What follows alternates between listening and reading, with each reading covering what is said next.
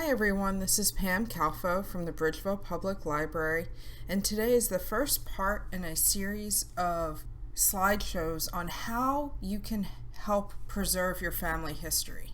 I know with the pandemic we've all been going through our houses and maybe come across some important family photos and documents, and we want to learn more about how to save them. So this is a 5-part series covering everything from photos to documents to digital items to labeling to dating to ideal storage conditions. And today we're going to start with the best storage locations and conditions that you can store your important family documents. So I think the first thing we have to establish is, what are the items in your family archives? I know I have boxes that family members have given me over the years of random documents, photographs, and I have used this time to be able to go through some of them.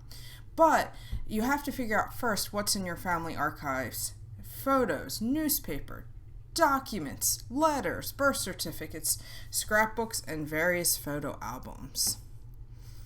The next thing is trying to figure out where all these items are in your house, whether it's in a basement, an attic, a floor, closet. And the one thing that people don't think about is maybe some old family photos that are hanging on your walls in your homes as well. Those are all part of your family archives. The biggest thing with storing your stuff is to try and have ideal conditions. Now, I know everyone's house is set up differently, but we're going to talk about the most basic things that you can do to keep your items in better than maybe where you had them condition. The first thing is keeping away things from natural light. This causes paper to bleach and yellow. We see it most commonly with newspapers, but it can also happen with photographs or old family books, and this happens with photographs that are hanging on walls in our house. And when we get to scanning, we're going to talk about that, but it might be good to take the original down from a hanging picture, scan it, and put a replacement up so the original doesn't get damaged from light. Exposure to natural light isn't great. We want to keep away from bugs and keep away from food and drink. So, you're thinking, okay, no light, maybe an attic or a basement. No.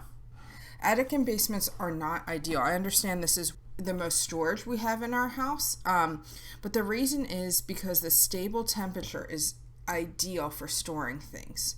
And attic and basements, especially around here in Pittsburgh, tend to fluctuate in their temperatures a lot. And that temperature fluctuation can cause our items to deteriorate at a more rapid rate. It's better to keep things in a more stable temperature location, even if it's not perfect, than something that fluctuates.